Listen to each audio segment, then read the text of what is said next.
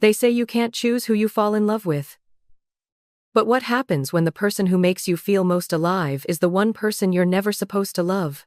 I'm Ava, and this is the story of how a rainy autumn night changed everything I thought I knew about love, courage, and the price of living your truth.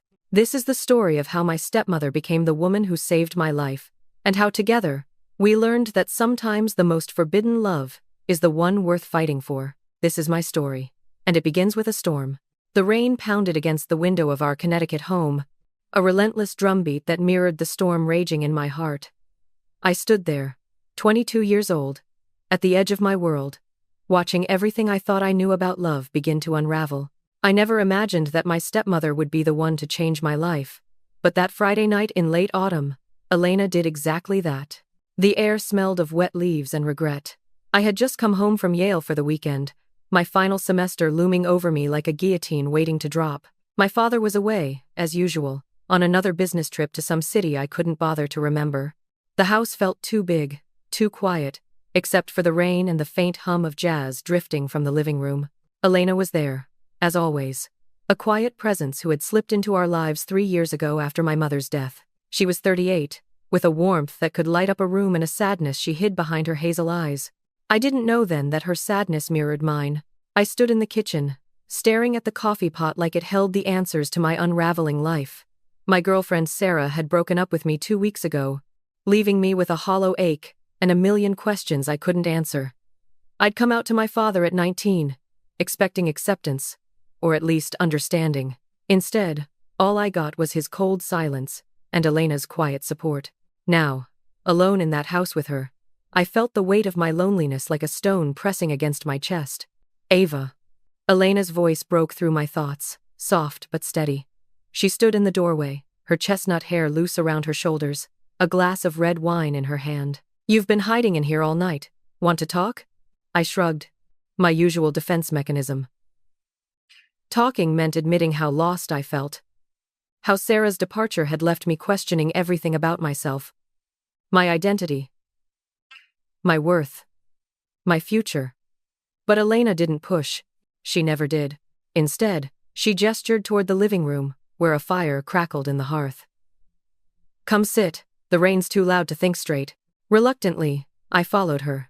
The living room was her domain, bookshelves stuffed with novels, a record player spinning Ella Fitzgerald, and a worn leather couch that smelled faintly of lavender. She sat cross-legged on the floor, her jeans slightly frayed, and patted the space beside her. I hesitated, then sank down, the warmth of the fire seeping into my skin.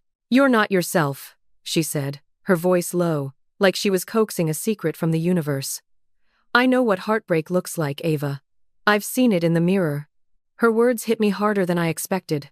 Elena never talked about her past. Not really.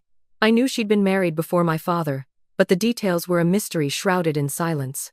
My curiosity stirred, but so did something else, something I couldn't name. What do you mean? I asked, my voice barely above a whisper. She took a sip of wine, her gaze distant, as if she were looking through the walls into another time. Before your father, I loved someone. A woman. Her name was Clara. The confession hung in the air, heavy and fragile, like a glass ornament about to shatter. My breath caught. Elena, my stepmother, the woman who had been a steady, composed presence in my life, had loved a woman. The revelation was a spark in the dark, illuminating corners of my heart I hadn't dared to explore. What happened? I asked, leaning closer. The firelight flickered across her face, casting shadows that made her look both vulnerable and beautiful. She left, Elena said simply, but her eyes betrayed the pain beneath those two small words. We were young, and the world wasn't kind to women like us. She chose safety. I chose survival. I didn't know what to say. My whole life, I'd seen Elena as the perfect stepmother, kind, composed, always there when I needed her. But now, she was something more. She was a woman who'd loved and lost, just like me. A woman who understood what it meant to hide your true self from the world. The room felt smaller suddenly.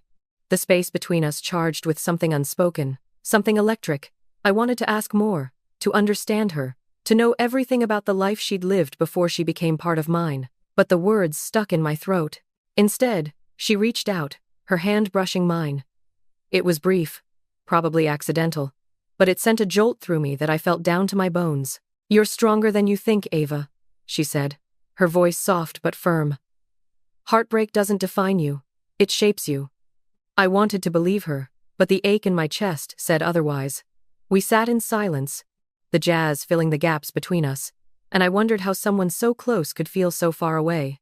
That night, as the rain slowed to a drizzle, I realized I was seeing Elena for the first time, not as my stepmother, but as a woman who'd lived a life I was only beginning to understand. The days after Elena's confession blurred into a haze of questions and stolen glances. I couldn't stop thinking about her, about Clara, about the life she'd left behind, about the way her hand had brushed mine. It wasn't just curiosity anymore. It was something deeper, something that scared me more than I wanted to admit. I started noticing things about Elena I'd ignored before. The way she laughed, soft and unguarded when she thought no one was watching. The way she tucked her hair behind her ear when she read, her brow furrowed in concentration. She was beautiful, not in the polished way of magazine covers, but in the way a storm is beautiful, raw, unpredictable, alive. And I hated myself for noticing. My father came home that weekend, his presence like a cold front sweeping through the house. He was all sharp edges and clipped words, his attention fixed on his phone or his laptop. Elena tried to bridge the gap, her smile strained as she asked about his trip, but he barely looked at her. I watched from the sidelines, my stomach twisting. How could he not see her? How could he not see what I was starting to see? One night, after he'd gone to bed, I found Elena in the backyard, sitting on the wooden swing we'd built when I was a kid. The fairy lights strung through the trees cast a soft glow, and she looked like she belonged to another world, a world where pain didn't exist, where love was simple. I grabbed a blanket and joined her, the autumn chill biting at my skin. "Couldn't sleep?" she asked, her voice gentle. I shook my head. "Too much noise in my head." She nodded, like she understood. "Want to tell me about it?" I didn't know where to start. The breakup with Sarah still stung, a wound that wouldn't heal. But it wasn't just that. It was the way I felt around Elena now, the way my heart raced when she smiled, the way I wanted to know everything about her, her past, her dreams, her fears. It was wrong, wasn't it? She was my stepmother.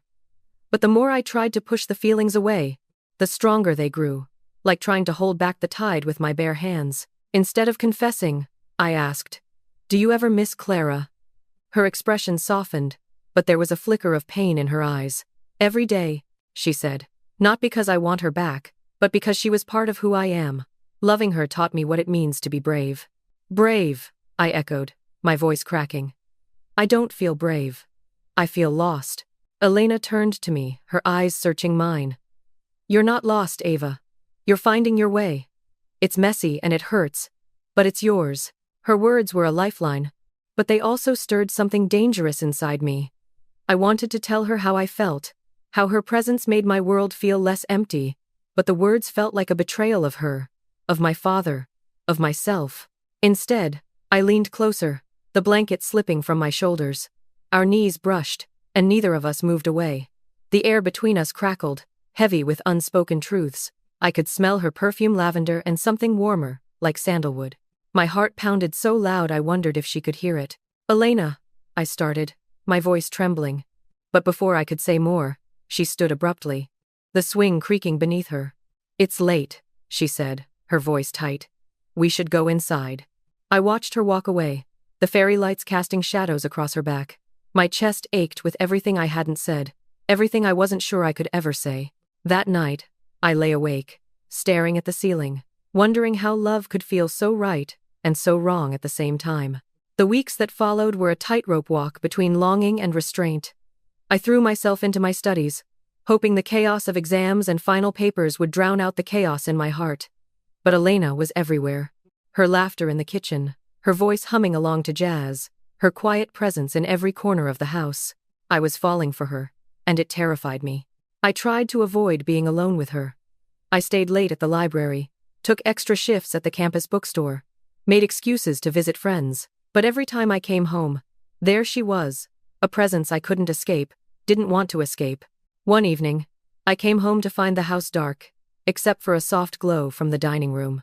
Elena had set the table for two, candles flickering between plates of homemade lasagna. My father was gone again, another business trip, and the intimacy of the scene made my pulse race. Thought we could use a real dinner, she said, smiling as she poured wine into 2 glasses. No takeout tonight. I sat across from her, the candlelight dancing in her eyes, making them look like liquid gold. We talked about everything, my classes, her love for classic literature, the way the world felt too big and too small at the same time. It was easy, too easy, to forget who we were to each other. For a moment, we were just Ava and Elena, 2 women sharing a meal, sharing pieces of themselves that we'd kept hidden from the world. But then she asked, her voice soft and careful, "Are you okay, Ava?" Really? The question pierced through my defenses. I wanted to lie, to say I was fine. But her gaze held me captive. There was something in her eyes, concern, understanding, and something else I was afraid to name. I don't know, I admitted, my voice barely steady. I feel like I'm drowning, and I don't know how to stop. She reached across the table, her hand covering mine. This time, she didn't pull away. Her touch was warm, grounding, electric. You don't have to stop, she said softly. Sometimes you just have to let yourself feel it. Her touch sent shivers through me, and I couldn't look away. The air was thick with everything we weren't saying, everything we couldn't say. I wanted to lean across the table, to close the distance between us, but the weight of reality held me back. She was my stepmother. She was married to my father. This was impossible. But then she spoke, her voice barely a whisper, trembling with something raw and honest. I see you, Ava. I see how hard you're trying to hold it together. And she hesitated, her hand tightening around mine. I feel it too. My heart stopped. Was she saying what I thought she was saying? The world seemed to tilt on its axis, everything I thought I knew shifting beneath my feet. Before I could ask, before I could breathe, the front door slammed open, and my father's voice cut through the moment like a blade. Elena, Ava, I'm home. She pulled her hand away instantly, her face transforming into a mask of composure, but I saw the flicker of fear in her eyes. We had been caught doing nothing wrong, and yet everything felt exposed. Dinner continued with my father oblivious to the tension crackling between Elena and me. He talked about his business deal, about clients and contracts, his words washing over me like meaningless noise. I couldn't eat. My mind was spinning in circles. Elena felt something too. What did that mean? What could it possibly mean? That night, I found a note slipped under my bedroom door, written in her neat, careful handwriting. "Meet me in the backyard tomorrow night. We need to talk." My heart raced as I read it, a mix of hope and dread settling in my chest like stones. Whatever was happening between us, it was about to change everything. The backyard was a sanctuary under the stars, the fairy lights glowing like tiny beacons of hope against the darkness. I found Elena on the swing, her silhouette soft against the night sky. My heart pounded as I approached, the note burning a hole in my pocket. This was the moment. We'd either face what was between us or let it slip away forever. "Ava," she said as I sat beside her, her voice trembling in a way I'd never heard before. "I shouldn't have written that note. I shouldn't have said anything." "Then why did you?" I asked, my voice steadier than I felt. She looked at me, and even in the dim light, I could see her eyes glistening with unshed tears. "Because I'm tired of pretending. I'm tired of hiding who I am, who I've always been. And when I'm with you," she paused, her breath catching, "I feel alive again." Her words broke something in me, a dam I'd built to keep my feelings at bay. I reached for her hand, and this time, she didn't pull away. Her fingers intertwined with mine. Warm, and real, and right. "Elena, I'm scared," I whispered. "I don't know what this is, but I know I don't want to lose it. I don't want to lose you." She squeezed my hand, her touch grounding me in the moment. "I'm scared too. This isn't simple. It's not safe. But I can't stop feeling it, Ava. I've tried." The world seemed to hold its breath as we sat there, hands entwined, the swing creaking softly beneath us. I wanted to kiss her, to erase the distance between us, to make this real. But the weight of our reality loomed large, my father, her marriage, the life we'd built around this impossible situation. Instead, we talked. She told me about Clara, about the love they'd shared in secret when she was young, about stolen moments and whispered promises, about the pain of letting her go because the world wasn't ready for their love, about choosing a safe life with my father, thinking she could bury who she really was. I told her about Sarah, about the fear of never being enough for anyone, about feeling like I was always hiding parts of myself. even in relationships that were supposed to be safe. About the way Elena made me feel seen in a way I never had before, like she could look past all my walls and still choose to stay. The night stretched on, the stars above us bearing witness to our confessions. When the air grew colder, she draped a blanket over us, her arm lingering around my shoulders. It wasn't a kiss, but it was something more, a promise, a possibility, a choice we were making together. "We can't do this," she said finally, her voice breaking.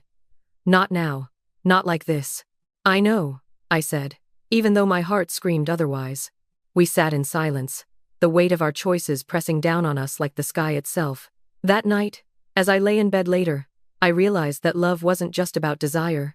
It was about courage, about choosing to fight for what mattered, even when the world said it was wrong. The days after that night were a delicate dance of avoidance and yearning. Elena and I moved through the house like ghosts, careful not to touch, not to linger too long in each other's gaze. But the truth was out there between us, and there was no going back. My father's presence made everything worse. His indifference to Elena, his constant focus on work and money and status, only deepened my resentment. I wanted to scream at him, to tell him he didn't deserve her, that he'd never really seen her. But I kept my silence, swallowing my anger like bitter medicine. Instead, I poured my energy into my final weeks at Yale, trying to outrun my feelings.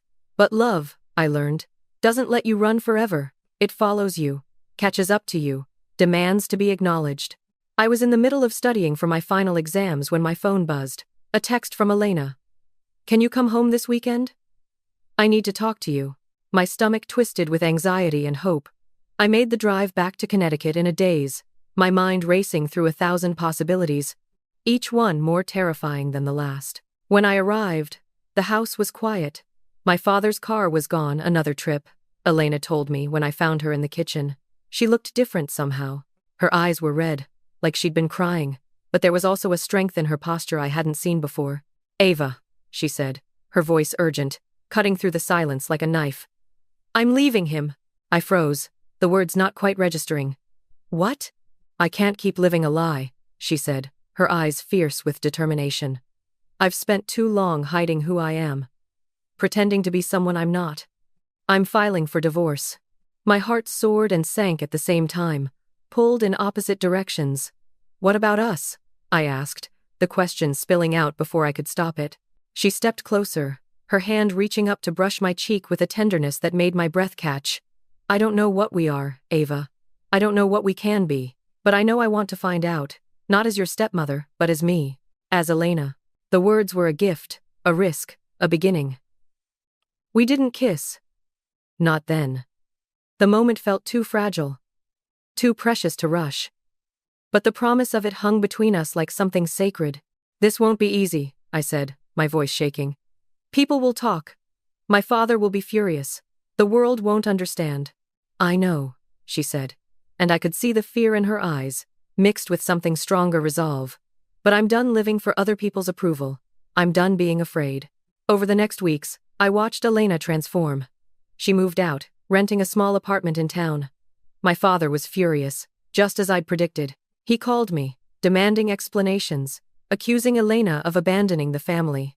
I listened to his anger and realized how little he'd ever known her, how little he'd ever tried. When I visited Elena's new apartment for the first time, I was struck by how different it felt from the house. It was small, cozy, filled with her books and her music, and her presence. It felt like her, authentic, warm, alive. "It's not much," she said, watching me look around. "But it's mine. It's perfect," I told her, and I meant it. We sat on her tiny balcony, drinking tea and watching the sunset paint the sky in shades of orange and pink. We talked about everything and nothing: my upcoming graduation, her plans to go back to school, the future that stretched before us like an open road. "I'm scared," I admitted as the light faded. "I'm scared this won't work, that we'll hurt each other, that the world will be too cruel." She took my hand, her thumb tracing circles on my palm. "I'm scared too. But I'd rather be scared and honest than safe and living a lie." That night, before I left, she walked me to my car. Under the streetlight, with the world quiet around us, she finally did what we'd both been waiting for.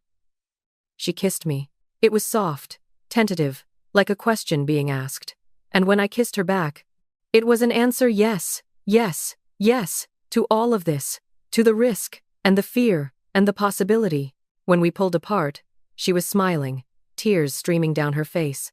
"We'll figure this out," she whispered. "One day at a time."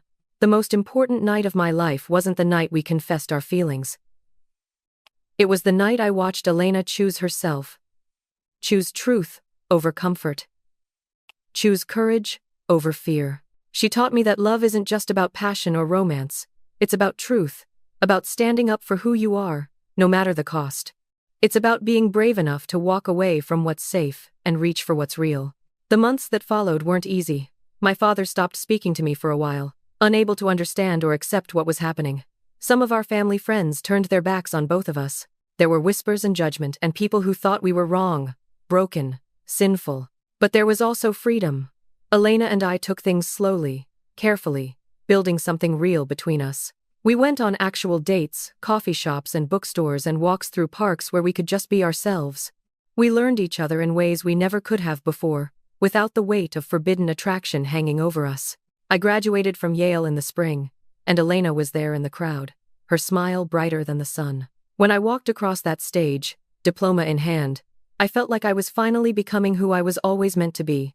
After graduation, I moved into the city, got a job at a publishing house, started building my own life. Elena and I saw each other whenever we could, sometimes just for coffee, sometimes for entire weekends where we'd lose ourselves in conversation and laughter, and the simple joy of being together. We were still figuring things out, still navigating the complicated terrain of our relationship. Some days were harder than others. Some days, the weight of judgment felt too heavy to bear. But every touch, every glance, every quiet moment together was a step towards something real and true. One evening, about a year after Elena had left my father, we were walking along the beach at sunset. The waves crashed against the shore, and the sky was painted in brilliant shades of purple and gold. "Do you ever regret it?" I asked her. "Leaving everything behind?" She stopped walking and turned to face me, the wind catching her hair. "Not for a second," she said. "I regret all the years I spent being afraid. But this? Us? Never." She took my hands in hers, and I could feel the calluses on her palms from the pottery class she'd started taking. She was discovering herself, piece by piece, becoming more fully who she'd always been meant to be. "You saved my life, Ava," she said softly. "Not by being there, but by showing me it was okay to save myself." I pulled her close, wrapping my arms around her. "We saved each other," I whispered against her hair. And it was true. Elena had shown me what courage looked like, what it meant to choose truth over comfort. She'd taught me that love wasn't about perfection, it was about being brave enough to be imperfect, to be human, to be free. Standing there on that beach, with the waves singing their endless song and the sunset painting the world in impossible colors, I realized something profound. Love isn't about the easy moments or the safe choices. It's about the courage to be yourself, to stand with someone who sees you fully and chooses you anyway. It's about rainy nights and difficult conversations. It's about letting go of what doesn't serve you and reaching for what sets you free.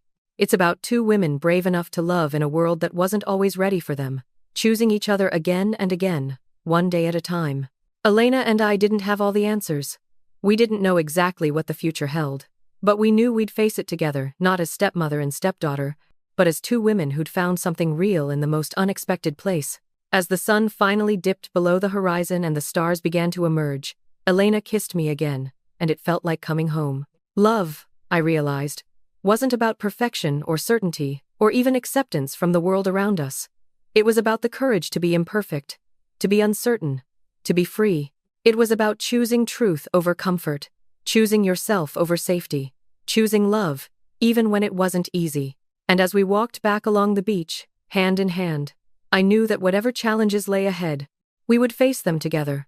Because that's what love is, not the absence of fear, but the courage to move forward despite it. Elena had taught me that the most important love story isn't the one the world approves of. It's the one that makes you brave enough to be yourself. Thank you for listening to my story, for letting me share the most important chapter of my life with you. If what Elena and I went through touched your heart, if our story reminded you that love is worth fighting for no matter what the world says, then please like this video and subscribe to Love Beyond Rules. Because I know somewhere out there, someone needs to hear that their love story matters too. Someone needs to know they're not alone in feeling what they feel. Someone needs the courage to choose themselves, just like Elena taught me to do. Hit that notification bell so you never miss another story. Share this with someone who needs to hear it. And remember, your truth is worth living, and your love is worth fighting for. I'll see you in the next story. Until then, stay brave, stay true, and keep loving beyond the rules. This is Ava, signing off.